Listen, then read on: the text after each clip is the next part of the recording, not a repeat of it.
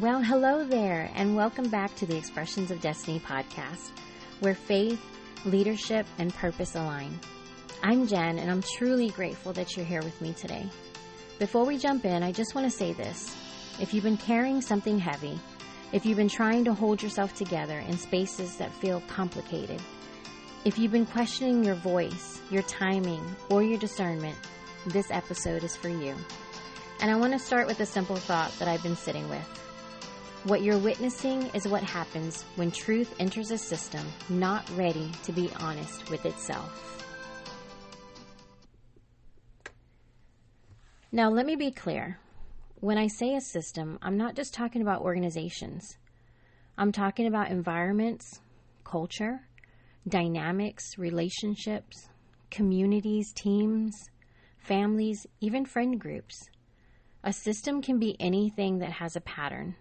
Anything that has rules, spoken or unspoken, about what's allowed and what's not.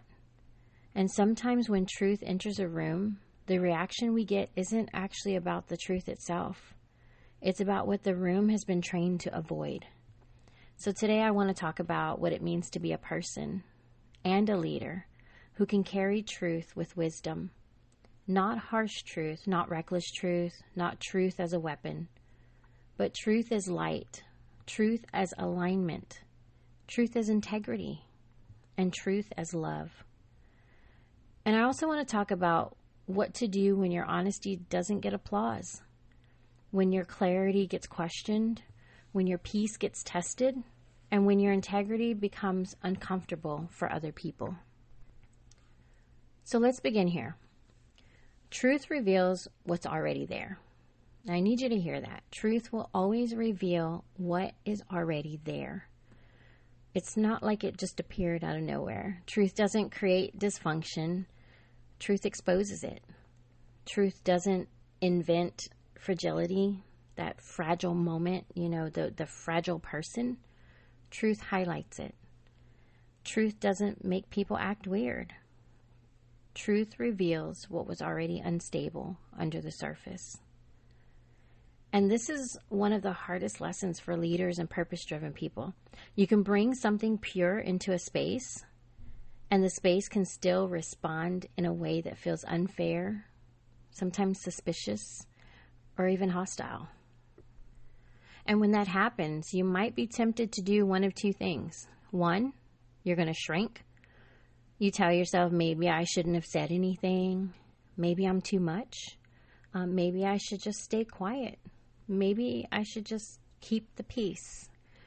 If you know what it's like to be a peacekeeper, I've been there many times in my life, trying to keep the peace in every situation, trying to just lay low, trying to watch my words very carefully, walking on eggshells because I don't want somebody to blow up, knowing that coworker who is very fragile, knowing the one who is non-confrontational, knowing the ones that will duck and hide when things are getting very tense, when the pressure is rising, and having to be the one that is sitting there as a peacemaker, that peacekeeper that is shrinking with them, but in a moment of saying, it's okay, don't worry about it, everything's going to be all right, don't focus on that right now, you got this, you're doing just fine, just stay out of all that other stuff.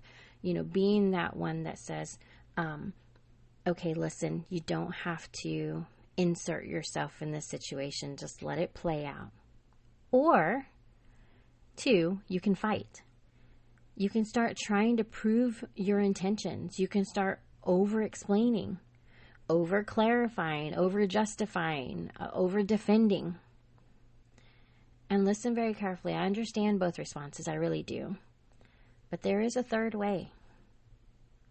It's a way of maturity, a way of steady leadership, a way of faith-filled confidence. And guess what? When I say steady leadership, maturity, faith-filled confidence, you don't even have to be the said leader with the title of leader. You can be that assistant, that helper, that coworker. It doesn't matter if your title doesn't have a leader position attached to it. as a supervisor or a manager. You are still a leader in the way that you uphold yourself, the way that you carry yourself, the way that you speak, the way that you respond and not react in these situations. And so you are a leader, even if your title doesn't say so. And so this third way is again, a way of maturity, a way of steady leadership, and a way of faith-filled confidence. And that third way is this: stand in truth without needing everyone to agree. I want you to hear that. You stand in truth without needing everyone to agree. It doesn't matter if they don't agree with you, because agreement is not the same thing as alignment. Some people aren't disagreeing because you're wrong. Some people are resisting because your truth challenges what they've been surviving. Let me say it again. Some people resist truth because it interrupts what they've learned to normalize. A system that has thrived on silence will always feel threatened by honesty. A culture that has rewarded performance will always feel exposed by authenticity. An environment that has relied on avoidance will always feel uncomfortable around clarity. So truth doesn't just inform, truth confronts. And that confrontation is not always loud. Sometimes it's simply your calm presence, your boundaries, your integrity, your refusal to participate in confusion, your unwillingness to pretend. We talk a lot about this in past episodes where we discussed in detail these situations of burnout culture. You know, learning to walk in that integrity, learning to set boundaries, learning to just walk with that calm presence where people look at you and they know there's nothing that they could possibly do to upset you.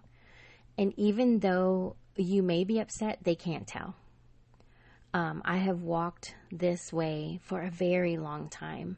It's funny, when I used to teach, and even now when I work with young people on occasion, those that seem like they're going to be difficult or they're going to be trying, or they may have a little extra spark to them. You know what I'm talking about. They're just, they're not rebels. They're just, they want to push some buttons to see how far they can get. And so I always walk in and I say, I am probably one of the most kindest and patient people you will ever meet in your entire life. This lady right here does not have a button. So if you are a professional button pusher, you're not going to find a button on me. It's just not going to work. I don't yell. I don't raise my voice. I'll talk to you. And I'll talk to you just the way I am right now. And so when you walk in already understanding who you are, already knowing what it is that's inside of you and what it is that you want to do to help and to serve someone else, there is no button to push. You have a calm presence. You know how to set boundaries so that people cannot in any way, if they ever try, they can never cross that boundary. You operate in integrity. That's what these young people love. I just got to tell you, this is why I love working with young people. When they see that you are walking in integrity and you have that respect for everybody, doesn't matter who they are, and they know you have that peace and they know you have that different presence about you. They know that you have that kindness and that love, that genuine love. They immediately change in your presence. I have had teachers and other adults and youth group leaders say, I don't know how you did it. I mean, this is the quietest that I've ever heard them. This is the most focused that I have ever seen them. It's not me. It's what I allow to be brought out of me that I know God has already placed there. It is that peace and that presence that we take everywhere that we go. In any situation, we impart that into that atmosphere. And that's when things begin to change, because we're showing people any individual, our coworkers, our leaders, our children, the teenagers, the youth of this world, whoever it is, your customers, you are showing them this is who I am and nothing can shake me. And honestly, if it is shaking you a little bit on the inside, they don't know it. They have no idea. Why? Because you know how to walk in that peace and have that calm presence about you. So I kind of went on a little bit of a rabbit trail there, and that's okay because sometimes I just get bubbling over and I have to share something that has just been pressed on my heart to share. So I know that was for somebody there, someone who needed to hear that. But going back to talking about, confrontation not always being loud. Sometimes truth walks into a room and says nothing at all. It just refuses to lie. Now let's talk about leadership, because this is where it gets very real. Healthy leadership makes room for truth, even when it's uncomfortable. Healthy leadership says, tell me what you see, or what am I missing? It'll ask other questions like, where do we need to grow? Is there a blind spot we're ignoring? Healthy leadership understands that feedback is a gift, not an attack. It's very important to hear and to understand. Healthy leadership understands that feedback is a gift. It's not an attack. But fragile leadership hears truth and immediately looks for someone to blame. I know we've all been there, right? Fragile leadership treats honesty like disrespect. It treats questions like disloyalty. It treats discernment like insubordination. There are a lot of people out there that go through this day after day after day in their places of employment. They feel like they are being made to see themselves, or to feel like they're being disrespectful, they're being disloyal, and they're being insubordinate. And it's not right. Because they have genuine concerns, they have genuine feelings about certain things that are going on. And it doesn't matter if the place of employment says it's an open door policy. It's not always the truth. They can say it, but does it really happen? Is it really something that is available to their people? And fragile leadership often responds with punishment, even if it's subtle.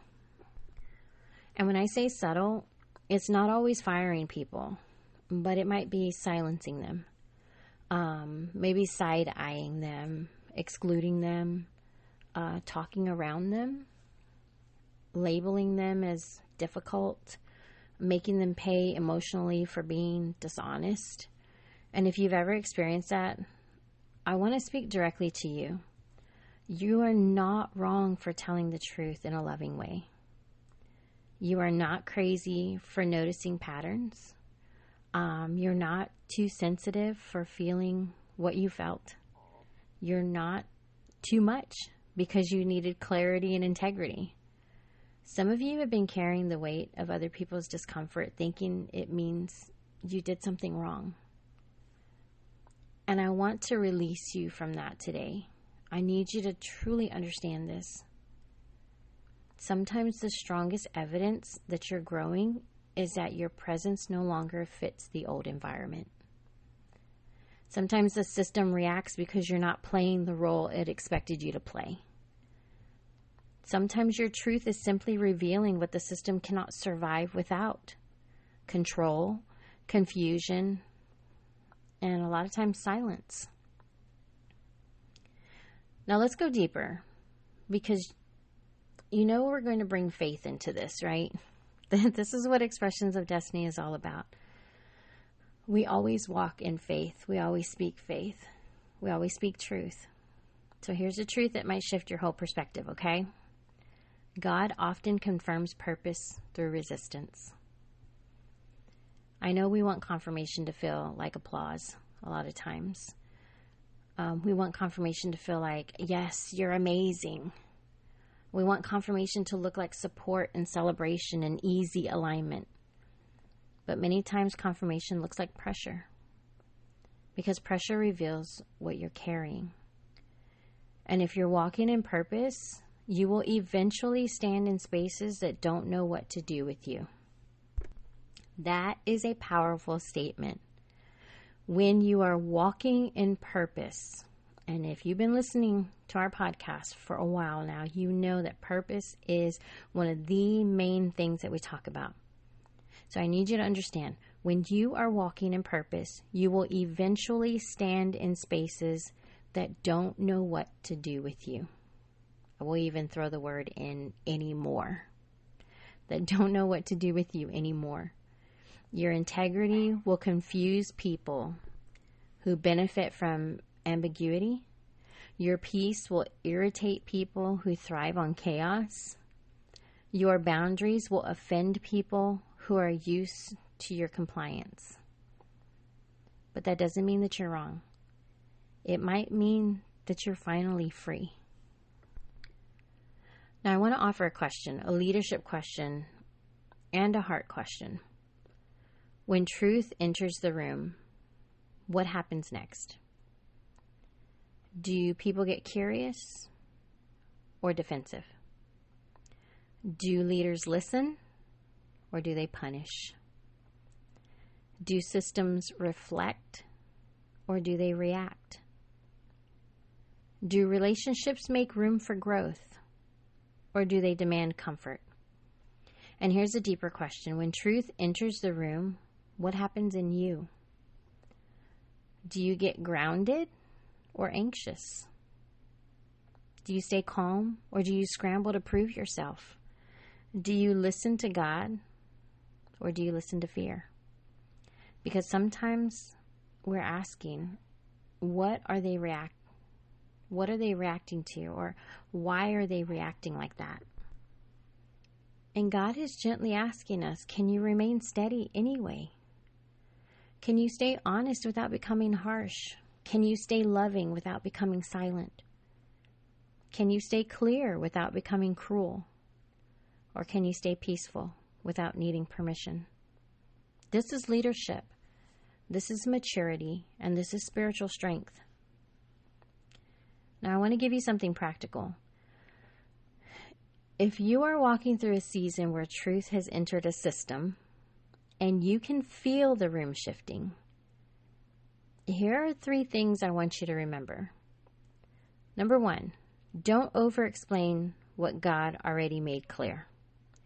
You don't owe everyone an explanation, a dissertation on your intentions. If your character has been consistent, if your heart has been sincere, if your words were measured, you are allowed to stop explaining. Truth is not proven by arguing. You guys, you got to hear that. The truth is not proven by arguing with someone, by going back and forth. Truth is proven by stability, in standing there and standing firm and knowing that what you are saying is truthfully what is on your heart and truthfully what you've seen, truthfully what you have experienced. You are standing stable in that moment. You are not arguing with anybody. You're not going back and forth with them. You are just stating it as it needs to be stated. That is leadership. Number 2, let resonance find you. Sometimes you don't need everyone to approve. That is very important. You need the right people to recognize the sound of truth. Resonance isn't just agreement. Resonance is recognition. It's when someone says, I don't know how to explain it, but this is real. Or this speaks to my season. Or this names what I've been feeling. This gives language to what I couldn't describe. Have you ever had someone come up there like, I know what you're saying, but I can't describe exactly what it is, but I get it. I totally get it. And when resonance happens, it's not about ego. It's about alignment. That is going to be one of the most important words in this next coming year. I'm just speaking it right now. Remember this word, alignment. In 2026, alignment is going to be so important in everything that you do. It's about God reminding you that you're not alone. Keep speaking. Keep leading. Keep walking. All right, let's move on to number 3. Choose integrity over comfort. Integrity is not always popular.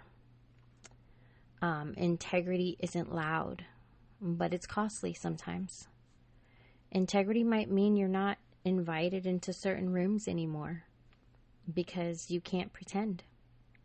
Integrity might mean that some people misunderstand you because they prefer narratives over truth.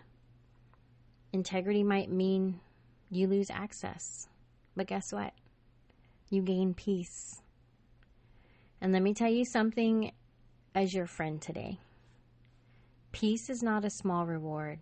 Peace is the evidence that you're aligned. Peace is one of the greatest things that you could ever ask for. Peace in every situation. I want to drop this in here just as when we're talking about faith.